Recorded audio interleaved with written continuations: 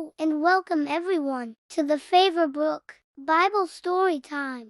Alright, let's dive in. Once upon a time, long ago, everyone in the whole wide world lived together in one big place. It was like a giant family. And guess what? They all spoke the same language.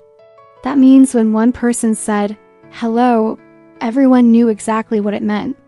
When someone said, "Let's play hide and seek," everyone understood and could play together. It was easy peasy to talk to anyone and everyone. They all lived on a big, flat piece of land called Shenar.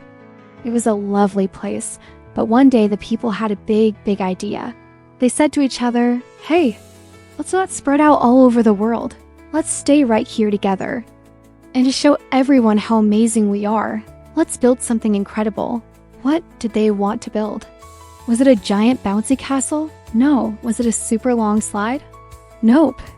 They decided to build a city, and in the middle of the city, they wanted to build a tower. But this wasn't just any tower. They wanted to build a tower so tall, so high that its top would touch the sky. Can you reach up and try to touch the sky? Whew, it's really high up there. They thought, if we build a tower that reaches the clouds, everyone will know our name, and we will be famous forever. They were very proud of their idea.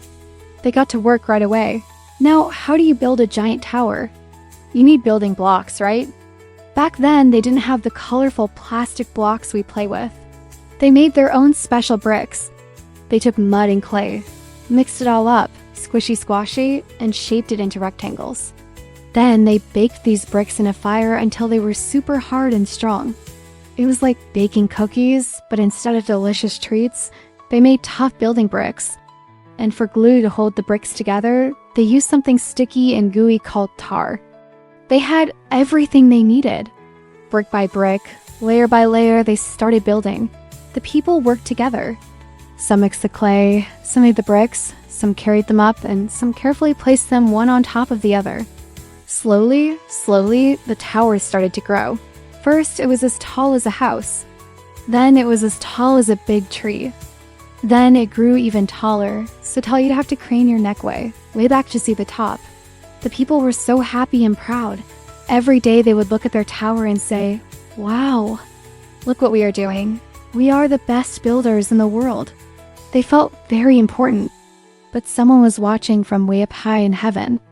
It was God. God saw the city and the super tall tower the people were building. God loved the people, but he saw that their hearts were becoming very proud.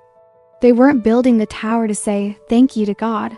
They were building it to show off how great they thought they were. They wanted everyone to look at them instead of looking to God. God knew that it was best for people to spread out and fill the whole beautiful world he had made. He had a plan for families to live in different places, discover new lands, and take care of the earth. But the people were all staying in one spot, trying to make a name for themselves. So God had a very clever and gentle idea to help them. He didn't knock the tower down with a big storm. He didn't get angry. Instead, he did something very surprising. He went down to the city and poof, he mixed up their language. Suddenly, when one builder tried to say, "Please pass me another brick," what came out was something like, "Woggle flibberty gibbet moo." The person next to him looked confused and said, "Glibbity glob gloop," which meant, "What did you just say?" Another person tried to ask for more tar, but it sounded like zippity zoppity bip. It was chaos. Nobody could understand anyone else. Imagine trying to play a game with your friends, but everyone is speaking a different secret code. It would be impossible. They couldn't work together anymore.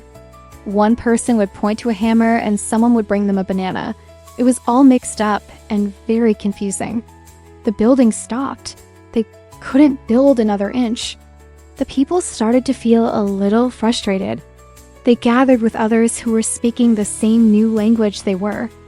A group that said "Hola" got together, a group that said "Bonjour" got together, and another that said "Konnichiwa" got together. Soon, these small groups of people who could understand each other decided it was time to move.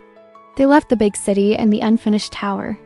They packed their things and went off in different directions to find new homes. One group went east, another went west, some went north, and some went south. They spread all across the world, just as God had planned. They built new villages and towns in the mountains, by the oceans, and in the forests. And that unfinished tower? It became known as the Tower of Babel. The word Babel sounds a bit like a word that means confused, because that's where all the languages got mixed up and confused. And that is the story of how people and languages spread all over our wonderful world. Even though we might speak differently, we are all part of one big, amazing family. And it's a good reminder that being humble and listening to God is more important than building the tallest tower. Wasn't that a fun story? Now, you know why there are so many different ways to say hello all around the world. Thanks for listening, my little friends. See you soon. Thank you for watching. Please like, share, and subscribe for more Bible stories. God bless you.